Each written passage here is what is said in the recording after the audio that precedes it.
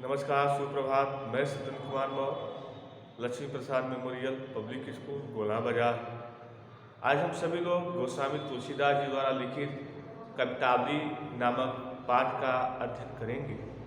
जैसा आप सभी लोग जानते हैं, गोस्वामी तुलसीदास जी ने अनेक रचनाओं का संग्रह किया, जिसमें से रामचरितमानस काफ़ी लोकप्रिय है, जो सनातन धर्म या हिंदू धर्म की धार्मिक पुस्तक के नाम से भी इसे जाना जाता है। रामचरितमानस, जैसा हम सभी लोग जानते हैं कि 7 कांडों में विभाजित है। उस 7 कांडों में से सबसे जो अंतिम कांड है उसको हम उत्तरकांड के नाम से जानते हैं। उसी उत्तरकांड से कवितावली लिया गया है। गोस्वामी तुलसीदास जी ने कवितावली के माध्यम से जो भारतीय समाज है वह किस तरह से परेशान है और अपनी परेशानियों को वो किससे कहे, इस बात का प्रसंग के माध्यम से गोस्वामी तुलसीदास जी ने दूसरे वाले पद में बताने का प्रयास करते हैं। मध्यकालीन शासन व्यवस्था, या यूँ कहा जाए कि मुगल कालीन शासन व्यवस्था के अंतर्गत मुगलों के द्वारा जिस तरह से भारतीयों के काम धंधे या उनके व्यवसाय पर रोक लगा दी जाती है, उनके द्वारा प्रतिबंध लगाने के फलस्वरूप जिस तरह से भारतीयों को काफ़ी कठिनाइयों का सामना करना पड़ता है, जीविका के लिए जो भौतिकवाद की वस्तुएं हैं उनकी पर्याप्त मात्रा में उपलब्धि जब नहीं हो पाती है, तो ऐसे स्थिति में व्यक्ति की जो स्थिति होती है काफ़ी दयनीय हो जाती है। दयनीय हालात से गुजरने वाला जो व्यक्ति होता है वह अपनी दुख को एक दूसरे से व्यक्त करते हुए, लोगों को संबोधित करते हुए, एक दूसरे के विचारों के माध्यम से यह जानने का प्रयत्न करते हैं कि जो वर्तमान स्थिति है, हालात है, उस वर्तमान स्थिति और हालात का हम किस तरह से मुकाबला करें। उसी वर्तमान स्थिति और हालात को गोस्वामी तुलसीदास जी ने बड़ी मार्मिक ढंग से अपने शब्दों के माध्यम से हमें बताने का प्रयास करते हैं। आइए देखा जाए कि कवितावली के दूसरे पद में गोस्वामी जी ने किस तरह से भारतीयों की जो स्थिति है, दुर्दशा है, किस तरह से वह लोग काफ़ी परेशानियों में जकड़े हुए हैं, इन सब का वर्णन वह करते हैं। आर्य समस्याएं इस पद में वह बताने का प्रयत्न करते हैं। देखिए, खेती न किसान को, दूसरे वाले पद में देखेंगे कि गोस्वामी तुलसीदास जी इसमें बताते हैं कि जो खेती करके जो किसान अपनी जीविका को चलाने वाले होते हैं, किसान खेती करके अपनी जीविका को चलाते हैं, ऐसे किसानों को खेती करने से भी वंचित कर दिया गया। भिखारी को न भी, जब किसान के खेतों में अनाज के दाने उत्पन्न नहीं हुए तो जो भिक्षा मांगकर, भीख मांगकर अपनी जीविका को चलाने वाले जो भिखारी वर्ग हैं, उन्हें भीख देने वाला भी कोई बलि के समान नहीं, अर्थात कोई दानी नहीं है। बलि का अब दानी से लिया गया है, अर्थात आप देखेंगे 2 बल, एक राजा बलि है, एक राजा बाल है। तो राजा बाल जो है वह किष्किंधा के राजा अर्थात सुग्रीव के ज्येष्ठ भ्राता हैं। वही राजा जो बलि है, जो एक उनके साथ सबसे बड़ा दानी का जो विशेषता है वह जुड़ा हुआ है। उनके दरबार में ऐसा कहा जाता, कोई भी जाए याचक बनकर वह उनके दरबार से कभी खाली नहीं लौटता था। ऐसा राजा बलि का व्यक्तित्व था। वही कहते हैं किसान को खेती करने से वंचित कर दिया गया। ऐसे स्थिति में भिखारियों को भीख भी नहीं मिली। बनिक जो व्यापार करके व्यापारिक वर्ग अपनी जीविका को चलाते थे, उन्हें व्यापार करने की भी आज़ादी नहीं। न चाकर को चाकरी, चाकर मतलब होता है नौकर, चाकरी मतलब होता है नौकरी। तो ऐसे स्थिति में सब प्रतिबंधित हो जाने के बाद नौकरी करके जो अपनी जीविका को चलाने वाले लोग हैं, उन्हें कहीं नौकरी भी नहीं मिलती। फिर से एक बार देखें कि खेती न किसान को, खेती बाड़ी से गुजारा करने वाले, खेती बाड़ी के माध्यम से अपनी जीविका चलाने वाले जो किसान वर्ग हैं, उन्हें खेती करने से प्रतिबंधित कर दिया गया। ऐसे स्थिति में भिखारी को, जो भिखारी भीख मांगकर अपनी जीविका को चलाने का प्रयत्न करते हैं, ऐसे भिखारियों को भीख भी देने वाला कोई नहीं है। बनिक को जो बनिक वर्ग है, व्यापारिक वर्ग है, जो व्यापार करके अपनी जीविका को चलाता है, ऐसे स्थिति में ऐसे व्यापारिक वर्ग को व्यापार करने से भी प्रतिबंधित कर दिया गया।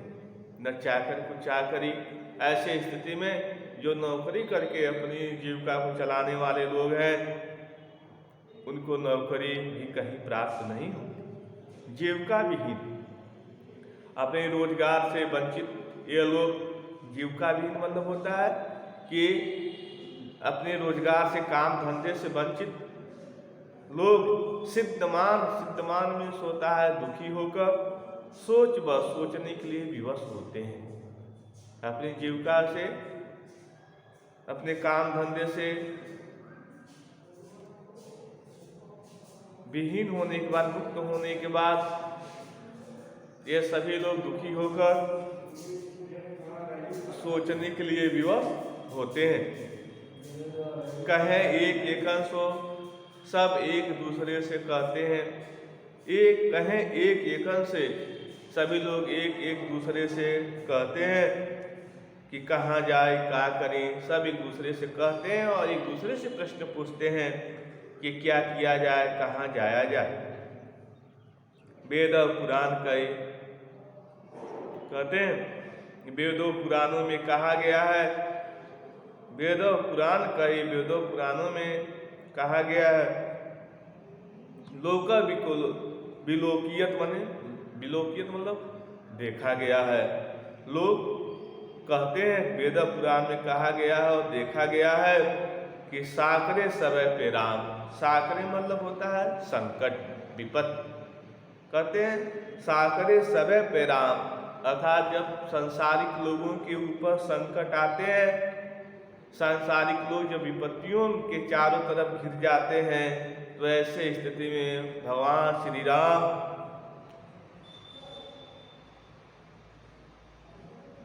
अवतरित होते हैं। रावरे कृपा करी, रावरे मतलब होता आपके, अर्थात श्री राम प्रभु की कृपा इस संसार के लोगों के संकट से निकालने के लिए होती है, यानी पड़ती है।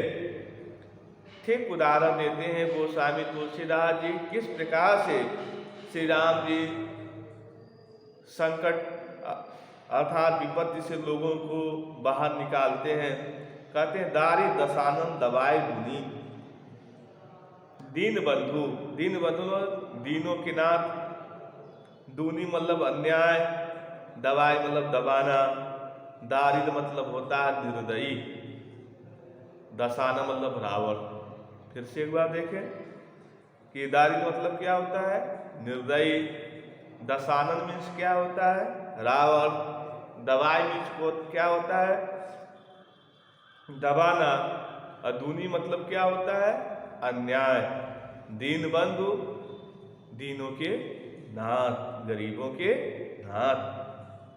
तो कहते हैं कि संसारिक लोगों के ऊपर जब भी संकट या विपत्ति पड़ती है, तो ऐसे स्थिति में श्री राम जी की कृपा संसारिक लोगों पर पड़ती है, अर्थात उस संकट या विपत्ति से लोगों को निकालने का प्रयत्न करते हैं।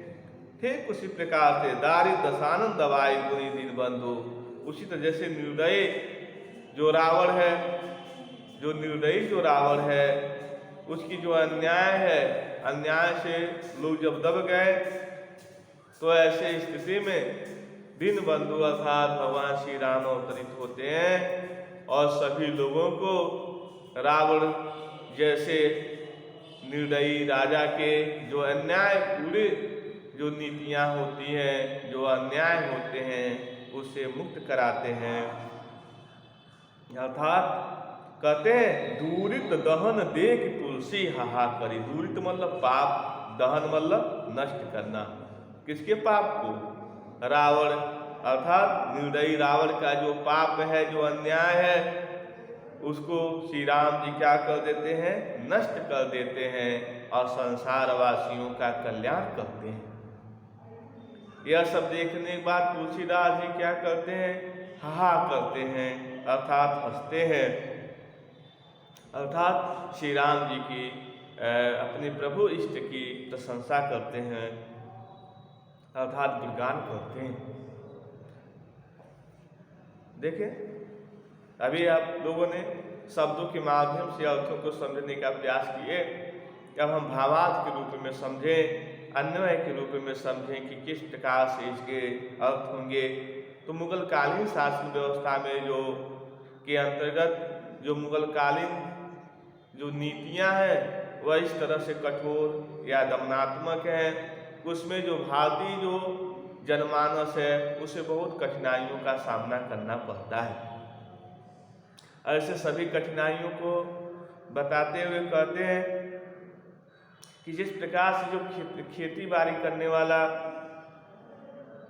जो किसान है, जो खेती बाड़ी करके अपनी जीविका को चलाने का प्रयत्न करता है, वो ऐसे किसान को खेती बाड़ी करने की भी आज़ादी नहीं। वहीं जब किसान अपने खेतों पर अनाज के दाने जब उत्पन्न नहीं करता है तो ऐसे स्थिति में भिक्षा मांगकर अपनी जीविका को चलाने वाला जो भिखारी वर्ग है वह भी उसे भी कोई भीख देने वाला नहीं है, जिससे उसकी भी जीविका क्या होती है? प्रभावित होती है। वही बनिक नो बनिक जो व्यापारिक वर्ग होता है, जो व्यापारी वर्ग होता है, जो व्यापार करके अपनी जीविका को चलाने का प्रयत्न करता है, ऐसे जो व्यापारिक वर्ग होते हैं, ऐसे व्यापारी वर्ग को व्यापार करने से भी क्या होती है? मनाही कर दी जाती है। और नौकर जो नौकरी करके अपनी जीविका को चलाते हैं, ऐसे लोगों को काम धंधे भी कहीं नहीं मिलते हैं। जीविका से मुक्त होने वाले सभी प्राणी दुखी होते हैं और दुखी होने के बाद सोचने के लिए विवश होते हैं। फिर कहें एक एक से सभी एक दूसरे से बातचीत करते हैं कि अब क्या किया जाए, कहाँ जाया जाए। यहाँ जब कोई काम ही नहीं है, कोई काम धंधे भी नहीं है जिससे हम अपनी जीविका को चला सकें, तो कहाँ जाया जाए, क्या किया जाए। वेद और पुराण कई तब लोग एक दूसरे को समझाते हैं कि वेद और पुराणों में वेद कितने होते हैं? वेद 4 होते हैं, ऋग्वेद, यजुर्वेद, सामवेद, अथर्ववेद, 18 पुराण होते हैं। तो इस तरह से कहते हैं कि वेदों में कहा गया, पुराणों में कहा गया है कि लोग कहते हैं कि देखा गया है कि जब साकरे समय पे राम अर्थात जब संसार के लोगों पर जब संकट आते हैं, विपत्ति आते हैं, तो उन सांसारिक लोगों को कष्टों से निकालने के लिए, उस समस्याओं से निकलने के लिए श्री राम प्रभु जी अवतरित होते हैं। ठीक उसी प्रकार से उदाहरण देते हैं दारिद्र दशानन दुआई दीन बंधु। जैसे निर्दयी जो रावण है, निर्दयी रावण के जो अन्याय है, दूनी मतलब अन्याय को दबाने के लिए दीनों के नाथ तथा दीनबंधु अवतरित होते हैं। अदूरित दहन, दूरित मतलब होता है पाप, और दहन मतलब नष्ट करना, अर्थात रावण जैसे पापियों के पाप को नष्ट कर देते हैं। और इस तरह से भगवान के इस स्वरूप को देखने के बाद तुलसीदास जी श्री राम जी की प्रशंसा करते हैं, आहा करते हैं, अर्थात उनका जयकारा लगाते हैं और संसार वालों को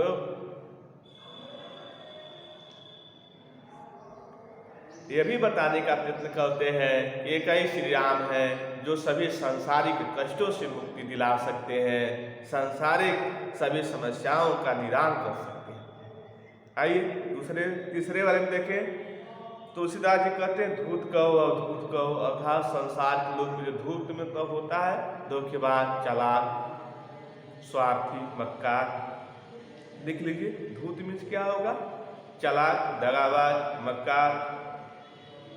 धूत कहो अर्थात संसार के लोग मुझे धूत कहे या अवधूत कहे। अवधूत मीन्स होता है सन्यासी, सन्यासी। या राजपूत कहो या राजा के कुल में पैदा होने वाला कोई राजपूत कहो। तुलसीदास जी कहते हैं इस प्रसंग के माध्यम से कि मैं सांसारिक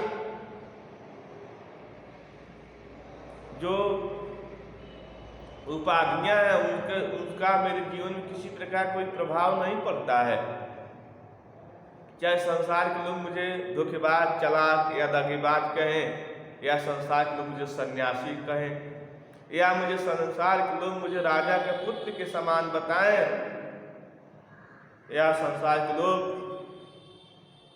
जोलहा जैसे समाज की निम्न जात में जन्म लेने वाला मुझे बताएं, मुझे इन सब बातों का किसी प्रकार का प्रभाव नहीं पड़ता है। क्यों? कहते काहू की बेटी से बेटा न ब्याह, किसी की बेटी से ब्याह मुझे अपने बेटे का नहीं करना है, या अपनी बेटी का विवाह किसी के बेटे से नहीं करना है। अर्थात इस बात के माध्यम से तुलसीदास जी बताते हैं सामाजिक जो जाति वर्ग है, जो जाति धर्म है, जिसमें लोग बंधे हुए हैं, तुलसीदास तो सभी जाति धर्म बंधन से अपने आप को अलग करने का प्रयास करते हैं। काहों की जात बिगाड़, किसी के न जात में मुझे काफ़ी दिलचस्पी है और न ही किसी में जात से ज़्यादा प्रभावित हूँ कि लोगों का जाति, ये लोगों को ये जात बहुत अच्छी है, इसमें आप विलय कर लीजिए, इसमें आप आ जाइए, ऐसा भी कुछ नहीं है। तुलसीदास जी कहते हैं तुलसी सरनाम गुलाम है राम को। तुलसी जो है सरनाम है, सरनाम मीन्स होता है विख्यात। तुलसीदास जी जो है वह विख्यात हैं, वह गुलाम है, वह दास हैं किसके? श्री राम के। जाको रुचे, उन्हीं को जानने में रुचि है। किसको? श्री राम जी को, भक्ति को ही जानने में उनको रुचि है। सो कहे, और उन्हीं के बारे में जो कहना है सो कहते हैं। कछुओ, और उसके अलावा दूसरे किसी प्रकार के विचारधारा में तुलसीदास को न तो जानना है न उनके बारे में कुछ कहना है। आगे कहते हैं मांग के खैबो मस्जिद को सोइबो, मांग के मैं खाता हूँ और मस्त हो के सोता हूँ। अर्थात तुलसीदास जी को संसार में बहुत कुछ चाहिए भी नहीं, इसलिए थोड़ा सा मांग के खाता हूँ और मस्त होके सोता हूँ। अर्थात मुझे इस संसार में खोने के लिए भी कुछ मेरे पास नहीं है, इसलिए मैं मस्त होके सोता हूँ। लवय को एक दवय को दो, मैं न तो संसार के लोगों से कुछ लेता हूँ न संसार के लोगों को कुछ देता हूँ। प्रश्न ये उठता है कि संसार के लोगों से लेने और देने की बात, तो संसार के तुलसीदास जी के पास देने के लिए क्या है? राम रूपी भक्ति है। तो संसार के लोग जो सांसारिक चीजों में लिप्त हैं वह भक्ति को लेते ही नहीं है। और संसार के लोगों के पास क्या है? सांसारिक वस्तुएं हैं, सांसारिक लगाव है। तो तुलसीदास जी को सांसारिक वस्तुओं और लगाव से किसी प्रकार का कोई मतलब ही नहीं है। वो तो भक्ति लेना चाहते हैं, भक्ति देना चाहते हैं, तो संसार के लोग उन्हें सांसारिक वस्तु देते हैं, तो तुलसीदास को कुछ लेना नहीं है। लवय को एक को दवय को दो, इसलिए तुलसीदास संसार के लोगों से कुछ भी लेते नहीं। और जो देना चाहते हैं वह संसार के लोगों के लेना नहीं चाहते, क्योंकि संसार के लोग तो सांसारिक वस्तुओं में लिप्त हैं। उन्हें क्या चाहिए? सांसारिक ऐशो आराम, रहन सहन, ठाट बाट चाहिए। और तुलसीदास जी को भक्ति चाहिए। तो सांसारिक लोग उन्हें ठाट बाट सांसारिक वस्तुएं देते हैं, तो तुलसीदास जी को स्वीकार नहीं करते हैं। तुलसीदास जी देना चाहते हैं तो कोई देने वाला ही नहीं मिल रहा है, तो किसको दें? इसलिए कहते लबाई कर एक को दबाई कर, मैं किसी का लेता हूँ, किसी को कुछ देता हूँ, क्योंकि जो मुझे चाहिए वह संसार को नहीं देते हैं, जो संसार को चाहिए वह मेरे पास नहीं है। तो इस तरह से तुलसीदास जी इसमें अपने जातिगत वर्ग विभेद का वर्णन करते हैं कि मैं संसार में के लोगों के बीच तो रहता हूँ, फिर भी सांसारिक लोगों में किसी प्रकार की मैं आस्था नहीं व्यक्त करता हूँ, क्योंकि सांसारिक लोग सांसारिक वस्तुओं के पीछे दौड़ते हैं। और यह तुलसी जो है सर्वनाम हो गया है, अर्थात विख्यात है कि यह श्री राम का आराध्य है और श्री राम रूपी भक्ति ही इसके जीवन का लक्ष्य है। इसलिए उन्हीं के नाम के साथ वह रुचि रखता है, उन्हीं के बारे में जानने का भी प्रयास करता है। उसके अलावा संसार की दूसरी चीज़ों में वह जानने का प्रयास नहीं करता है। इस तरह से लोग संसार के लोग मुझे धोखेबाज, दगाबाज इत्यादि कहें, या लोग सन्यासी कहें, या राजा के वंश में पैदा होने वाला कहें, या जुल्हा जैसे छोटे जात में पैदा होने वाला कहें, इन सब बातों का मेरे ऊपर किसी प्रकार का प्रभाव नहीं पड़ता है। क्यों? क्योंकि मुझे सांसारिक संबंध किसी से नहीं बनाना है, किसी के घर अपने बेटा बेटी इत्यादि का विवाह नहीं कराना है। जातिगत समीकरणों से हमें अपने आप को क्या करना है? अलग। इस तरह से इसमें तुलसीदास जी इसमें यह बताने का प्रयत्न करते हैं। तो हम देखते हैं कि इन दोनों कवितावली के माध्यम से तुलसीदास जी ने मानव को यह संदेश देने का भी प्रयास करते हैं कि जीवन की जो समस्या है, जो कठिनाई है, वह सब कैसे दूर हो सकती है? प्रभु की भक्ति से ही दूर हो सकती है। अर्थात उनके श्री आराध्य जो श्री राम है, उनकी कृपा मात्र से दूर हो सकती है। तभी सांसारिक जो व्यक्ति है अपने आप को अलग कर सकता है, नहीं तो अन्यथा वह अलग अपने आप को नहीं कर पाएगा। सारी चीजों में ही क्या हो जाएगा? लिप्त रहेगा। ठीक। तो इस तरह से कवितावली के माध्यम से तुलसीदास जी यह बताते हैं और साथ ही साथ ये भी बताने का प्रयास करते हैं कि संसार में जितने भी लोग होते हैं सबके पास अपने अपने एक रोजगार होते हैं, काम धंधे होते हैं, सबका अपना अपना एक पेशा होता है। तो सबका अपना अपना पेशा, अपना अपना काम धंधा, अपने पेशा काम धंधे की आवश्यकता क्यों पड़ी? ये तो एक प्रश्न है। तो काम धंधा और पेशा की आवश्यकता व्यक्ति को इसलिए पड़ी कि जीविका जो है व्यक्ति को रोज दैनिक भोजन की आवश्यकता होती है। उस दैनिक भोजन की पूर्ति के लिए, आवश्यकता के लिए व्यक्ति किसी न किसी प्रकार का काम धंधा या रोजगार इत्यादि करता है। तो व्यक्ति जब काम धंधा या रोजगार रोज प्रतिदिन करता है तो ऐसी स्थिति में अपनी जीविका को चलाने के लिए कोई न कोई व्यक्ति किसी न किसी प्रकार के काम धंधे में रुचि में अपने अपने रुचि के हिसाब से काम धंधे का चयन करता है। तो पहले वाले पद में बताने का प्रयास करते हैं कि कोई किसानी का काम करता है, तो कोई बनिए का व्यापार का काम करता है, कोई चोरी करता है, कोई भिखारी बन के, कोई नौकरी करके, कोई जादू की कला दिखाकर, कोई भाट कवि बनकर, कोई गाने बजाना की कला दिखाकर, कोई मोटी मोटी किताबों को पढ़कर, कोई नए नए गुणों ढंगों को सीखता है, कोई पर्वतों को चढ़ जाता है। लेकिन तुलसीदास जी यह कहते हैं कि यह सब प्रयास करें, लेकिन जो हमारी इच्छा रूपी जो भूख होती है, जो सांसारिक भूख होती है, वह समुद्र में लगने वाली उस आग से भी बड़ी होती है। समुद्र की आग, जंगल की आग तो बुझ सकती है, लेकिन मनुष्य की जो इच्छा रूपी भूख है, जो सांसारिक वस्तु रूपी जो उसके अंदर भूख है, वह समाप्त होने वाली नहीं। वह कैसे समाप्त होगी? वह श्री राम भगवान की अर्थात तुलसीदास के जो आराध्य देव है अर्थात श्री राम जी हैं, उनकी कृपा से ही व्यक्ति सांसारिक दुखों की तृष्णा को शांत कर सकता है। तो कुल मिला जुला के यह है कि तुलसीदास जी श्री राम भक्ति के महत्व को लोगों को बताने का प्रयास इस कवितावली के माध्यम से करने का प्रयत्न करते हैं।